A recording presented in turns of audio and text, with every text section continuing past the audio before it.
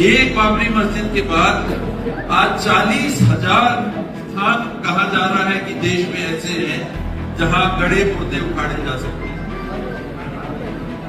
एक बाबरी मस्जिद पे सुप्रीम कोर्ट के जजेस ने क्यों ऐसा फैसला लिया जिसमें उन्होंने सही और गलत को आधार फैसला का नहीं बनाया। अयोध्या के विवादित ढांचे पर सुप्रीम कोर्ट के फैसले को लंबा वक्त गुजर चुका है।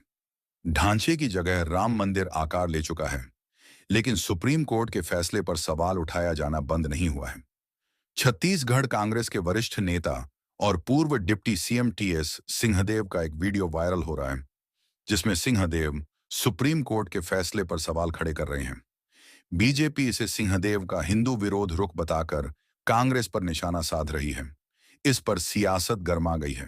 बेंच ने ये फैसला किया, सारे देश में विद्यमान नियम और कानून के खिलाफ जितने संविधान के प्रावधान हैं, जितने कानून हैं, उसके खिलाफ कि जमीन का मालिक कौन है वास्तव में, उस पर चर्चा ही नहीं, फलाना क्या है उस पर चर्चा ही नहीं। बस ये निर्णय लिया गया कि इसको ऐसा करने के लिए ये फैसला सुना दिया जाता है ताकि आगे के लिए बात को अब नहीं खोला जाएगा और अमन चैन देश में बना रहे। एक बाबरी मस्जिद के बाद आज 40,000 स्थान कहा जा रहा है कि देश में ऐसे हैं जहां गड़े पुर्दे उखाड़े जा सकते हैं। एक बाबरी मस्जिद पे सुप्रीम कोर्ट के जजेस ने क्यों ऐसा फैसला लिया जिसमें उन्होंने सही और गलत को आधार फैसला का नहीं बनाया और देश में शांतिपूर्ण व्यवस्था, समाज के अलग अलग धार्मिक मान्यता के लोगों के बीच में भाईचारा बनाए रखने के लिए उन्होंने फैसला किया।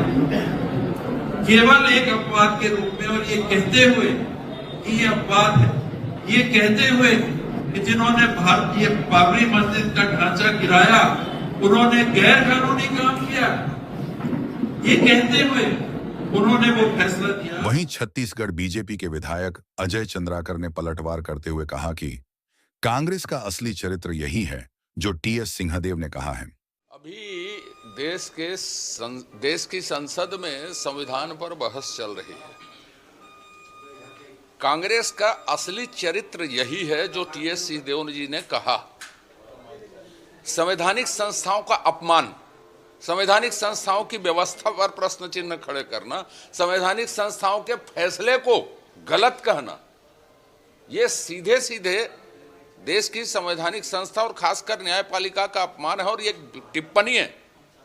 तो उस पर मैं तो चाहूंगा माननीय सर्वोच्च न्यायालय संज्ञान ले और टीएस सिंहदेव के खिलाफ, श्री टीएस सिंहदेव के खिलाफ कार्रवाई हो।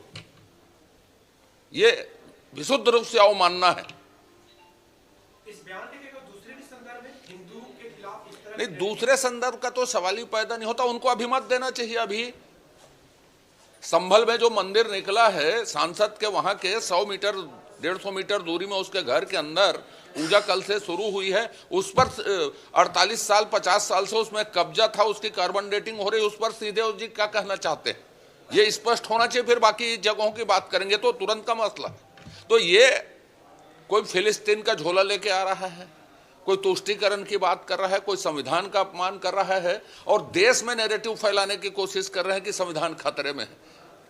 पूरा खतरा देश के लिए गांधी परिवार है। दरअसल पूर्व डिप्टी सीएम टीएस सिंहदेव ने एक सप्ताह पहले कांग्रेस की बैठक में राम मंदिर भूमि विवाद पर सुप्रीम कोर्ट के निर्णय को लेकर बयान दिया था। टीएस सिंहदेव ने कहा था कि राम मंदिर और बाबरी मस्जिद के प्रकरण में सुप्रीम कोर्ट ने जो फैसला सुनाया गया उसमें किसी जज के हस्ताक्षर नहीं थे।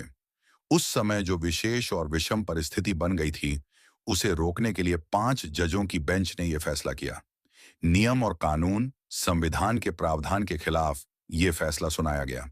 सिंहदेव के बयान को बीजेपी छत्तीसगढ़ ने हिंदू विरोधी मानसिकता बताते हुए सोशल मीडिया प्लेटफॉर्म एक्स पर 16 दिसंबर की शाम पोस्ट किया।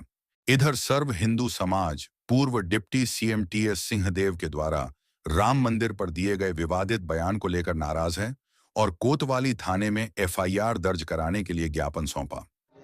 देखिए, लास्ट अपने मीटिंग में टीएस सिंहदेव जी ने जो अपने वक्तव्य में कहा है उसमें उन्होंने सुप्रीम कोर्ट के द्वारा दिए गए निर्णय पर उंगली उठाया है मंदिर निर्माण की प्रक्रिया को प्रभावित होना बताया है। आज वर्षों की लड़ाई के पश्चात वहाँ पर राम मंदिर का निर्माण हुआ है। सारी वैधानिक बाध्यताओं को पूरी करते हुए मंदिर का निर्माण हुआ है। ऐसे में मंदिर निर्माण की प्रक्रिया पर सवाल उठाना हिंदू जन भावनाओं का अपमान है, मुस्लिम तुष्टीकरण है, न्यायालय प्रक्रिया का अपमान है। उसका कंटेम्प्ट किया है टीएस सिंहदेव जी ने। इसलिए हम लोग आज उनके विरुद्ध यहाँ पर शिकायत दर्ज कराने आए हैं। विभिन्न न्यायालयों में जो जांच के लिए आदेश दिए जा रहे हैं पुरातत्व विभाग के उसको लेकर के, तो उस पर उनकी उंगली उठ रही है और ये कह रहे हैं कि गड़े मुर्दे उखाड़ने का प्रयास किया जा रहा है। जन भावनाओं, हिंदू जन भावनाओं का इस कदर अपमान करके मुस्लिम तुष्टीकरण करना उचित नहीं है।